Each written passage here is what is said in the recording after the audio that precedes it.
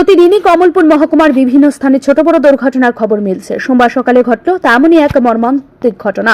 কমলপুর থানার অন্তর্গত হালহালি দেবীছড়া সড়কের ধলাই নদীর সেতুর কাছে এক অটো দুর্ঘটনায় গুরুতর আহত হল 12 বছরের এক বালক।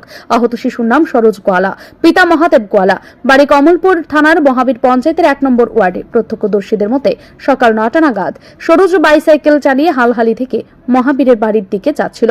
এই সময় বিপরীত দিক থেকে TR04833139 নম্বরের একটি অটো যাত্রী নিয়ে হালহালি বাজারে আসছিল।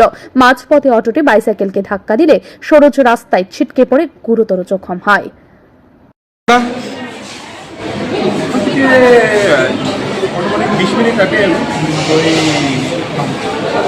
হালহালি দেবীছড়া ব্রিজের কাছাকাছি ছোট একটা অ্যাক্সিডেন্ট হয় এবং এতে একটা ছেলে মাইনর, যেটা ওই অটো গাড়ির পেছনে তার বাইসাইকেলটি আনি লাগিয়ে দেয় এবং সামান্য আহত হয়।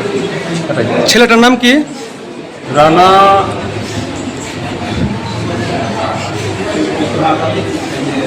নামটা এখন আমি নেইনি ঠিক মতো।